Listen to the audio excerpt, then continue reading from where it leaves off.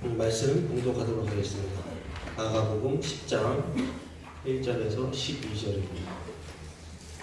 마가복음 10장 1절에서 12절. 길까요? 한 절씩 나눠서 공독하도록 하겠습니다. 제가 먼저 읽겠습니다. 예수께서 거기서 떠나 유대 지경과 요단강 건너편으로 가시니 우리가 다시 모여들거늘 예수께서 다시 전례대로 가르치시더니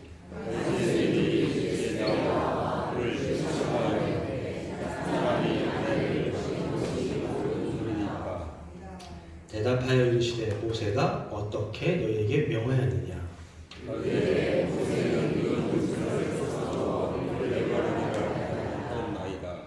예수께서 그들에게 이르시되 너희 마음이 완악함으로 말미암아 이 명령을 기록하였거니와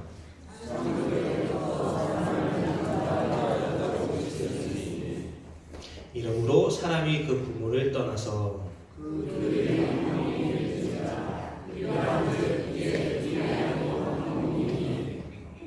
그러므로 하나님이 짝지어 주신 것을 사람이 나누지 못할지니라 하시더라.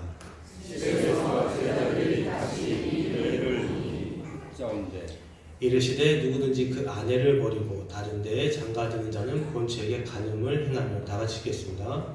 또 아내가 남편을 버리고 다른 데로 시집가면 간음을 행함이니라. 아멘.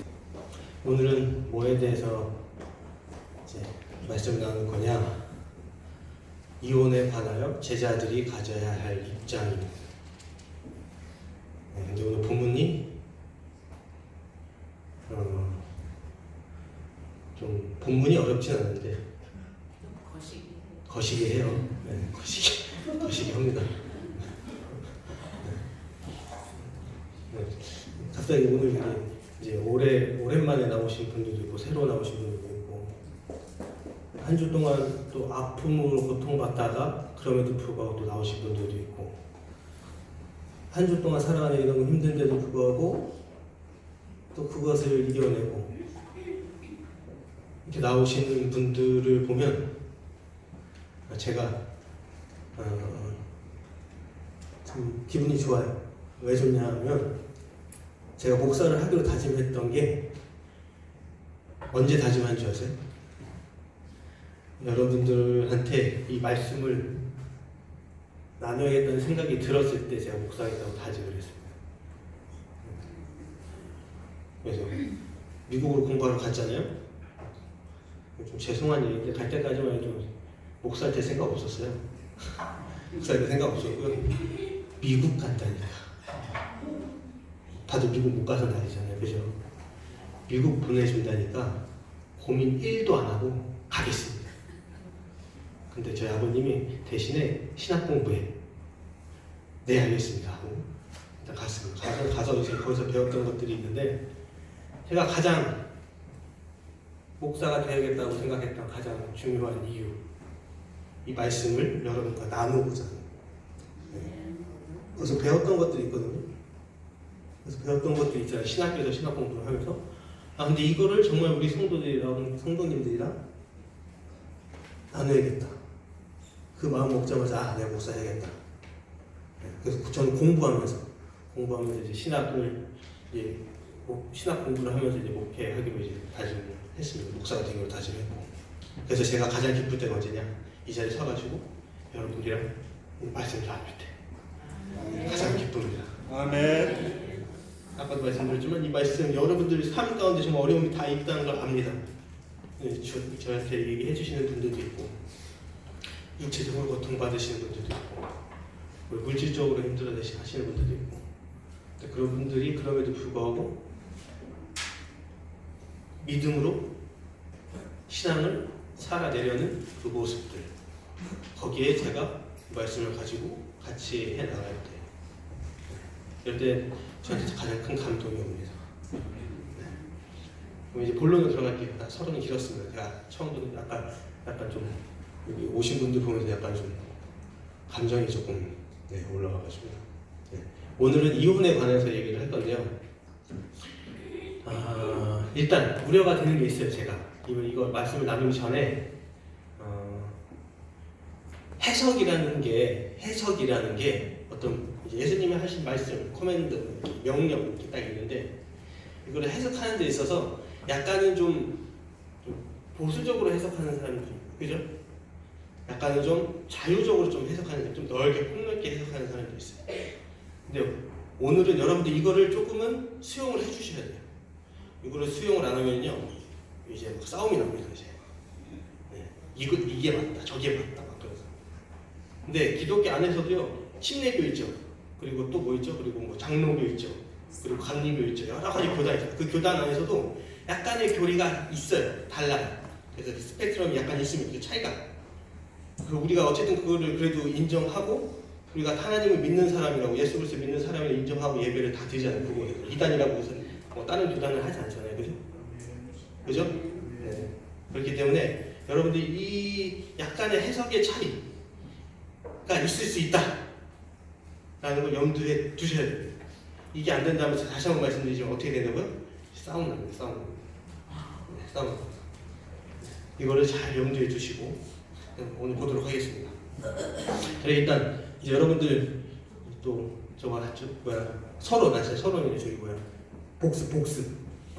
지난주에 뭐 했었죠? 할 게 많네요. 지난주에 안 오신 분들도 있긴 하겠지만 기억나시나요? 책임. 그 책임이 뭐였어요? 그렇지, 새싹 성도님들 실족하지 않게 하라는 거였어요. 그죠? 우리 저기 우리 어린아이들 와있죠. 조교 공부학생들. 우리 신앙을 하는 말이 좀 이상한데, 신앙을 따르는 사람들의 모습을 보면서 저 아이들이 실족하면 되겠어요? 안 되겠어요? 그죠? 그러면 어떻게 우리가 행동해야 된다고 이렇게 두 가지 말씀드렸었죠? 첫째는 죄를 멀리하고 경계해서 죄 가운데서 벗어나야 된다. 그죠? 그게 계속 우리가 부단히 노력해야 된다라고 얘기를 말씀을 드렸습니다. 하나님이 다 용서하셨어. 괜찮아. 이런 태도가 아니에요. 이런 태도 아닙니다. 그리고 두 번째 뭐였죠? 소금. 그죠? 부패하는 것을 막고 정화하는 역할을 우리가 해야 돼요. 그 안에서. 그런 모습을 보여야 된다는 거예요. 그래서 우리 어린아이들이나 이제 막 신앙 생활을 시작한 사람들로부터 그 사람들이 실족하지 않게, 넘어지지 않게 하는 게 우리들의 책임이라고 말씀드렸습니다. 오늘은 제자들이 또 가져야 할 또 책임이 있어야 돼요. 알면 알수록 정말 괴로워지는 거긴 한데, 이혼에 관해서 이혼에 관해서 제자들이 어떤 책임감을 가지고 살아가야 되는가. 일단 오늘 본문을 보면 예수님이 이제 막 말씀을 전하고 있는데 바리새인이 나타납니다. 바리새인이 와가지고 예수님을 시험하려고 이제 물어봐요. 뭐라고 물어보느냐? 사람이 아내를 버리는 것이 옳으니까? 라고 질문을 합니다. 약간 공경에 빠뜨리는 의도죠. 알고 있나? 한번 알고 있나? 시험 한번 해보자. 라는 거예요. 사람이 아내를 버리는 것이 옳으니까. 예수님이 뭐라고 하세요? 바로 대답하지 않고 모세가 뭐라고 하더냐. 그죠? 모세가 뭐라고 하더냐 라고 얘기를 하니까 바리새인이 모세는 이혼 증서를 써줘 버리기를 허락하였나이다. 그러니까 이혼 증서만 써줄 수 있으면 이혼해도 된다. 버려도 된다. 네. 신명기 24장 1절에서 4절입니다. 이 내용이 제가 여기 잘 들어보세요. 지금 이 내용을 가지고 예수님과 바리새인들이 토론을 지금 하고 있는 거예요. 사람이 아내를 맞이하여 데려온 후에 그에게 수치되는 일이 있음을 발견하고 그를 기뻐하지 아니하면 이혼 증서를 써서 그의 손에 주고 그를 자기 집에서 내보낼 것이요. 그 여자는 그의 집에서 나가서 다른 사람의 아내가 되려니와 그의 둘째 남편도 그를 미워하여 이혼 증서를 써서 그의 손에 주고 그를 자기 집에서 내보냈거나 또는 그를 아내로 맞이한 둘째 남편이 죽었다 하자. 그 여자는 이미 몸을 더럽혔은즉 그를 내보낸 전 남편이 그를 다시 아내로 맞이하지 말지니 이 일은 여호와 앞에 가증한 것이라. 너는 내 하나님 여호와께서 내게 기업으로 주시는 땅을 범죄하게 하지 말지니라. 이게 무슨 얘기예요? 아내를 버린다는 표현 여기 지금 버린다는 표현 우리 문화에서 잘 이해가 안 되는데 그때 당시로 넘어가면 약간 물건처럼 그렇게 하라고 또 말씀하시지 않았어요, 하나님이. 그렇게 그런 문화 가운데 있었어요. 그래서 여자를 버리는. 버리는데 어떻게 버려요? 그냥 버려요. 그냥 버려요. 근데 그렇게 버리면서 문제들이 생기죠. 그래서 모세는 하나님의 말씀을 통해서 모세는 뭐라고 해? 이혼 증서를 써줘라. 그러면 이혼을 가능하다 라는 것이죠. 지금까지 얘기한 것이. 이혼 증서를 써주면 이혼이 가능하다. 그렇게 바리새인들은 지금 이해를 하고 있습니다. 근데 이 바리새인들이 근데 또 약간은 이 안에서도 바리새인들 안에서도 의견이 분분합니다. 지금 1절 다시 한 번만 들어주세요. 1절 사람이 아내를 맞아야 데려오면 그에게 수치되는 일에 대해서 해석을 어떻게 하냐에 따라서 보수적으로 가냐 조금 자유롭게 가냐. 그래서 샴마이 학파라고 써요. 바리새인 샴마이 학파. 뭐 이름은 별로 중요하지 않은데 이 학파는요 어떻게 해석을 했냐면요 가능 혹은 부정적인 부정적인 일을 행했을 때만 이혼 증서를 써줘라 라고 얘기를 했습니다. 근데 힐랄 학파라고 있습니다. 힐랄 학파 두 학파 바리새인들 중에서 두 학파는 해석이 차이가 나요. 이 사람들은 수치되는 일을요 너무 폭넓게 해석을 하는 거예요. 폭넓게. 그래서 어떻게까지 해석을 하느냐 남편이 마음에 들지 않아 그럼 이혼 증서 써서 그냥 보내. 이렇게까지 해석이 이제 커지게 되는 거죠. 확대 해석하게 되는 거죠. 그럼 어떤 일이 또 발생돼요? 아, 나 마음에 안 들어. 저기 여자, 저기 새로운 여자 더 마음에 드는데 보내버리고 이혼 증서 써줘버리고 데리고 가요. 이렇게까지 되는 상황인 거죠. 그래서 수치되는 일, 이게 굉장히 애매합니다.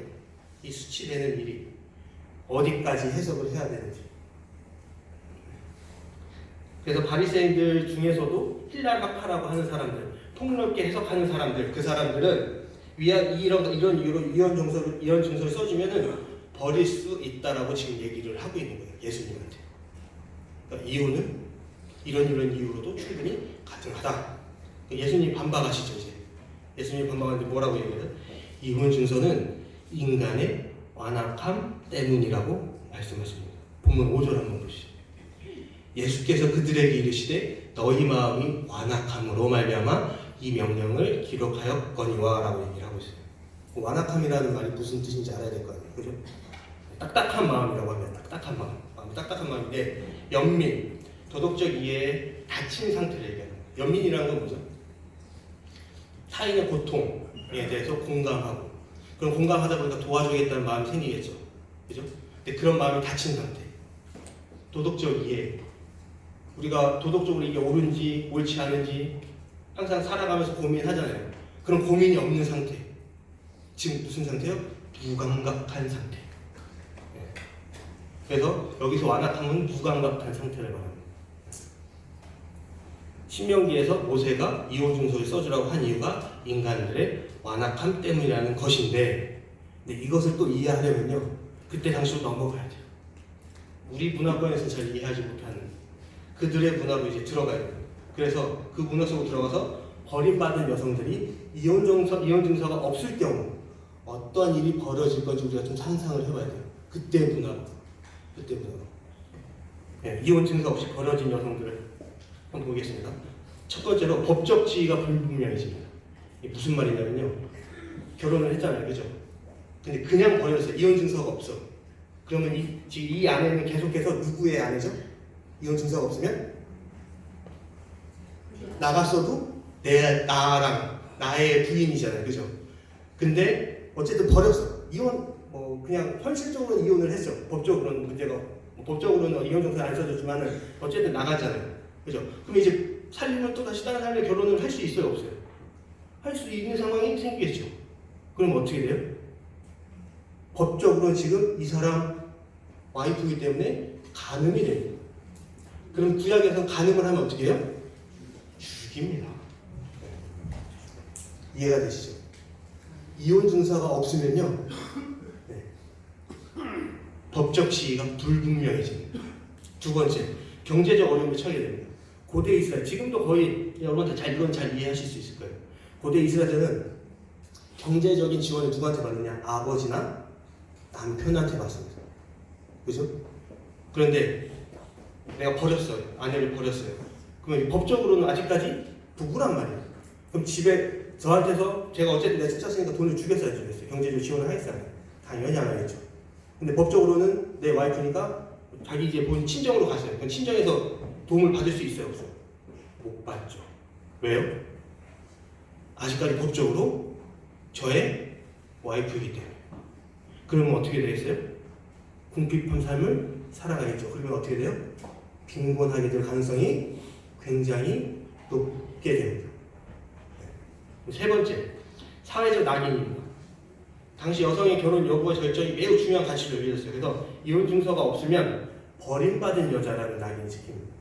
버림받은. 근데 이거는 우리나라도 아직까지 이런 낙인이 있죠. 그래서 쉽게 나 이혼했어라고 얘기할 수 있나요? 어디 가서? 못하죠. 그런 상황이 안 됩니다. 미국은 당당하게 얘기해요. 네, 그걸 인정해 주거든요. 그 사람 선택이요. 아직까지 우리나라도 아직까지는 정말 자유롭게 너무 편안하게 나의 이혼을 쉽게 얘기할 수 없는 상황. 왜? 낙인이 찍히니까. 그리고 다른 사람과 관계를 맺어도 가늠죄로 또 오해를 받을 수 있기 때문에 새로운 가정을 꾸린다는 게 불가능하죠. 네. 이혼 증서가 없다면 당시 남자들은 여성들은 어떻게 됐을지 여러분들 충분히 상상이 되시나요? 상상이 되시나요? 어떻게 됐을지?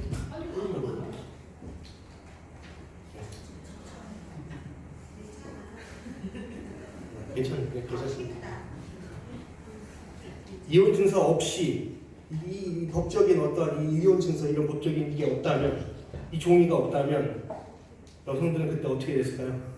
마구 버려지고, 그죠? 물건처럼 취급하고 내가 가지고 있다가 다른 사람 줘버리고 그 사람도 가지고 있다가 다른 사람한테 줘버리고 이런 상황이 됐겠죠. 네. 그래서 예수님께서 말씀하신 완악함이란 어떤 법적인 조치 없이 그냥 버려졌을 여성들에게 일어나는 일들에 대해 무감각한 상태를 말합니다. 그런 여성들을 아무렇지도 않고 그냥 이 사람들이 어떤 힘듦이 있을까, 어떤 어려움이 있을까 전혀 생각하지 않고 그냥 버려버리는. 근데 구약의 하나님께서 모세를 통해 이러한 일을 해결하기 위해 개입하셨죠. 모세를 통해서. 어떻게 해요? 이혼 증서를 써줘라. 그럼 이혼했다는 게 합법적으로 됐기 때문에 다른 데 가서 새 삶을 살 수도 있고, 그렇죠? 집에 가서 다시 경제적인 지원을 받을 수도 있고, 낙인이 찍히지 않으니까 다시 한번 내가 가정을 이뤄서 행복한 삶을 살아갈 수 있었을 겁니다. 네. 이혼 증서를 주도록 법으로 규정함으로써 여성이 부당하게 벌어지는 것을 방지하기 위해서 이혼 증서를 줬습니다. 이혼 증서는 여성에게 자유를 주어 다른 남성과 재혼할 수 있는 법적 보호 장치가 됐겠죠. 그죠? 그리고 이혼 증서 없이 버려져 여성들의 인권을 짓밟히는 것을 막기 위해서 지금 신명기 24장 1절에서 4절이 나오는 겁니다. 그러면은 여러분이 이제 이해가 됐을 겁니다. 이 24장 1절에서 4절은 이혼을 하라라고 지금 얘기를 하는 건가요? 아니잖아요. 그렇죠? 이혼을 하게 됐을 때 이런 피해가 있을 수 있으니 이혼 증서를 써주라는 것이잖아요. 이혼을 지금 장려하는 게 아니잖아요. 이혼을 지금 명하는 게 아니잖아요. 하나님 모세를 통해서. 그죠? 그런데 바리새인들은 주장은 이혼 증서를 주면 언제든지 내 마음대로 폭력이 아까같이 수치되는 일을 폭력게 해석함으로 잘못 이해하고 있는 거죠. 잘못 이해하니까 자기네들 편한 대로 해석을 하는 거죠. 편한 대로. 하나님께서 모세를 통해서 이혼을 명령하지도 않았어요. 다시 한번 말씀드리면 장려하지도 않았습니다. 이혼을 해라. 이혼 증서 없이 버려졌을 경우 이 여성의 인권을 보호하기 위해서 이혼 증서를 허락한 것이지 이혼을 해라가 아닙니다. 마음에 안 들면 이혼해가 아닙니다. 예수님께서 이혼에 대해 무엇이라고 말하시는지 한번 볼게요. 본문 6절에서 9절입니다. 창조 때로부터 사람을 남자와 여자로 지으셨으니 이로부터 사람이 그 부모를 떠나서 그들이 한 몸이 될지니라. 이러한즉 이제 둘이 아니요 한 몸이니 그러므로 하나님이 짝지어 주신 것을 사람이 나누지 못할지니라 라고 지금 얘기하고 있습니다. 그래서 결혼 제도, 우리가 지금 알고 있는 이 결혼 제도가 신적으로부터 나온 기원, 하나님이 시작한 것임을 지금 얘기하고 있어요. 그리고 이 결혼은 어느 순간에 중간에 끝내는 게 아니라 계속 유지하도록, 계속 유지해야 된다. 유지되도록 의도된 것이다. 결혼이라는 것은. 남편과 아내로 하나가 연합되었기 때문에 인간을 판결로 나눌 수 없죠. 그 기준을 나누는 것은 누구요? 하나님만이 할 수 있다는 거예요. 오늘 본문 보면 이제 언뜻 보면 이제 이런 생각이 들죠. 아, 이혼하면 안 되는구나. 그죠? 네. 그런 생각 들죠. 네, 이혼하면 안 되겠구나.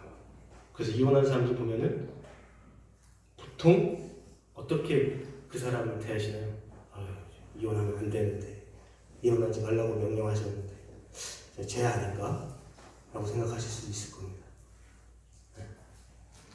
근데 또 얘기가 좀 달라져요. 볼게요. 마태복음 19장 9절 한번 보도록 하겠습니다. 똑같은 본문이거든요. 근데 예수님께서 얘기를 해주세요. 내가 너희에게 말하노니 누구든지 음행한 이유 외에 아내를 버리고 다른 데 장가드는 자는 가능함이니라. 어떠한 이유에서만 가능해요? 음행을 한 이유. 이것도 해석에 따라 조금씩 달라지겠죠.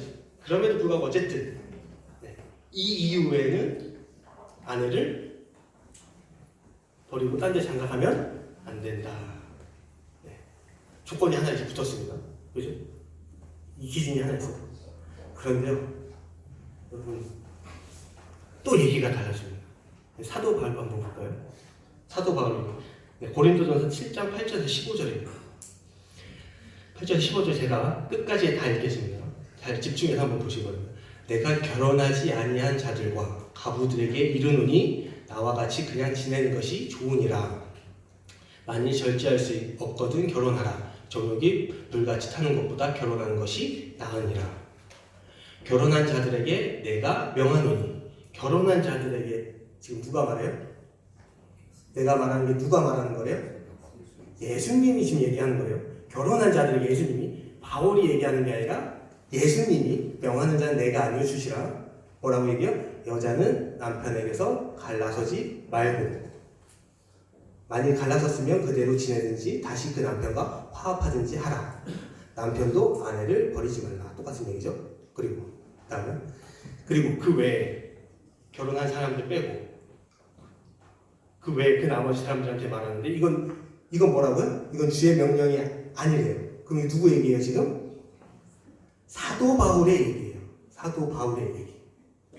사도 바울. 지금 사도 바울은요, 예수님이 얘기한 거, 본인이 얘기하는 거를 구분짓고 있습니다. 구분짓고 있습니다. 잘 보셔야 돼요. 구분짓고 있습니다. 만일 어떤 형제에게 믿지 아니하는 아내가 있어 남편과 함께 살기를 좋아하거든 그를 버리지 말며, 어떤 여자에게 믿지 아니하는 남편이 있어 아내와 함께 살기를 좋아하거든 그 남편을 버리지 말라. 믿지 아니하는 남편이 아내로 말미암아 거룩하게 되고 믿지 아니하는 아내가 남편으로 말미암아 거룩하게 되느니 그렇지 아니하면 너희 자녀도 깨끗하지 못하니라. 그러나 이제 거룩하니라. 혹 믿지 아니하는 자가 갈리거든 갈리게 하라. 혹 믿지 아니하는 자가 갈리거든 갈리게 하라. 형제나 자매나 이런 일에 구해야 될 것이 없느니라. 그러나 하나님은 화평 중에서 너희를 부르셨느니라. 뭐라고 얘기하고 있어요? 사도 바울이, 설명을 드릴게요. 일단 사도 바울이 남자 여자가 있습니다. 남자 여자가 있는데 남자가 믿는 사람이에요. 근데 여자가 안 믿는 사람이에요. 근데 안 믿는 여자가 남자를 너무 좋아해요. 그러면 어떻게 하라고요? 이혼하지 말라고요. 반대로 여자가 너무 잘 믿어요. 근데 남자가 여자를 너무 좋아해요. 이 사람은 안 믿는데 그럼 어떻게 하라고요? 이혼하지 말라고요. 근데 그 근거가 뭐예요? 한 사람이라도 이렇게 믿는 사람, 거룩하다라고 말씀하셨거든요. 거룩함. 이 한 사람이라도 그 거룩함이 있으면 그 가족이 모두 거룩하다고 간주된다는 거지. 여러분들이 유아세례 받는 이유가 뭐예요? 유아세례, 아이들이 자기가 자기 신앙을 고백할 수 있어요? 세례를 받는다는 게 뭐예요? 내가 예수 그리스도를 주로 시인하고, 그죠? 내가 죄인임을 고백하고 이제는 예수님을 따라 살겠다라는 고백이잖아요. 아이들이 할 수 있어요? 없어요. 근데 그게 어떻게 할 수 있어요? 믿음의 가정 안에서 자랐기 때문에 보증을 해준다는 얘기인 거죠. 그런데 갈려야 되는 상황이 있습니다. 갈리게 되는 상황이 어떤 상황이냐? 믿는 사람이에요. 믿는 사람인데 안 믿는 사람이고, 근데 안 믿는 사람이 안 좋아해. 좋아하는 게 아니라 안 좋아해. 그럼 어떻게 하라고요? 그냥 갈리라고요. 근데 이건 누구 얘기예요? 사도 바울 얘기예요. 사도 바울.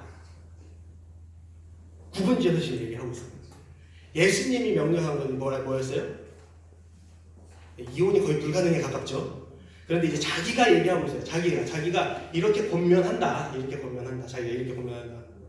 이런 상황에서는 이혼하지 말고 이런 상황에서는 그냥 갈려라 라고 지금 얘기를 하고 있습니다. 어떻게 이해를 해야 되나요, 지금? 네. 제가 처음에 말씀드렸죠. 우려하는 부분이 있다고. 네. 어느 하나로 딱 해석을 했을 때 어떤 상황이 발생돼요? 네. 이제 조금 혼란스러워집니다. 신앙이 혼란스러워지고, 그리고 내게 맞다라고 주장하기 시작하면 이제 싸움이 나기 시작합니다. 그러니까 사도 바울은 이렇게까지는 가능하다. 네, 지금 얘기를 하고 있는 거예요. 근데 무조건적으로 그냥 내 말이 옳아 그러니까 따르라 이게 아니라 근거를 가지고 얘기하고 있죠. 그러면 이제 우리 상황으로 한번 넘어와 보자고요. 우리 상황으로 넘어왔어요.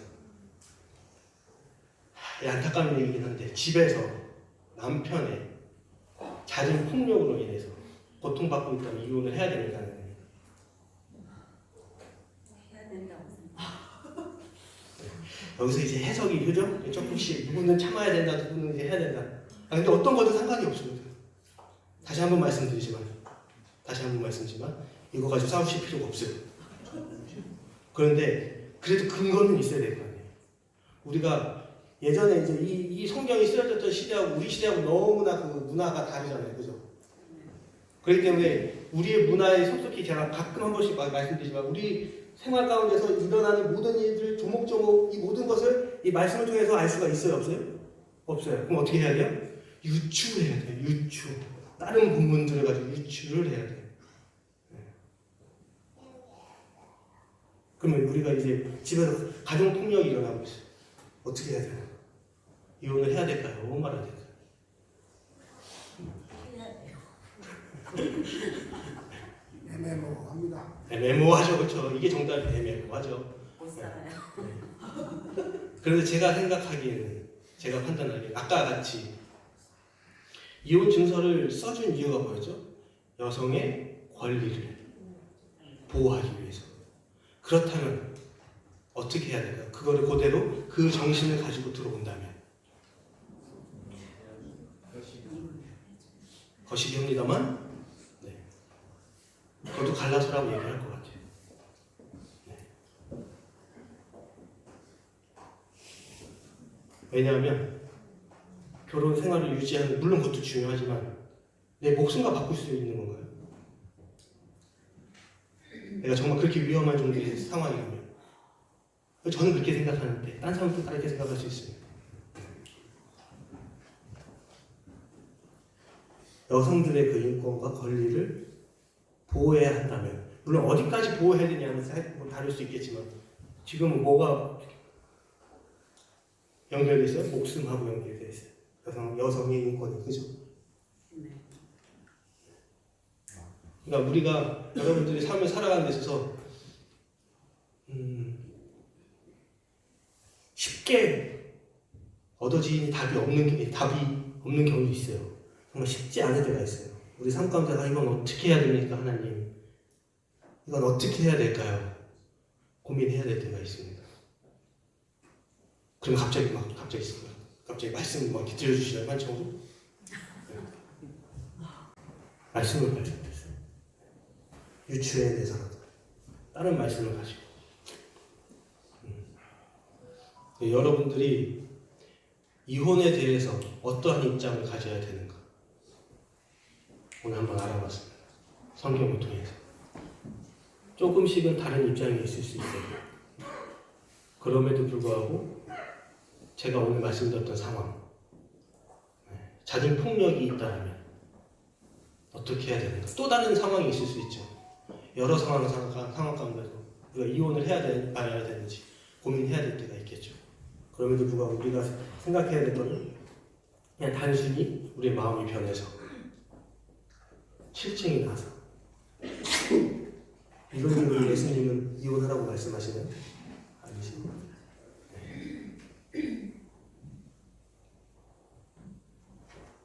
이혼의 1위가 뭔지 아십니까? 사유가? 성격 차이. 여러분도 잘 아시는 성격 차이. 예수님 입장에서는 말도 안 되는 지금. 당연히 갈등이 있을 수밖에 없죠. 왜요? 아니 다른 환경에서 자란 두 사람이 있는데 가치관도 다르고 맞을 리가 없잖아요. 당연히 맞을 수 없음을 인정하고 들어가고 그럼 뭐예요? 어떤 걸 우리가 고민해야 돼요? 어떻게 맞춰갈 것인가를 고민해야지 갈등이 안 일어나게끔 고민하는 것은 올바른 방법이 아닙니다.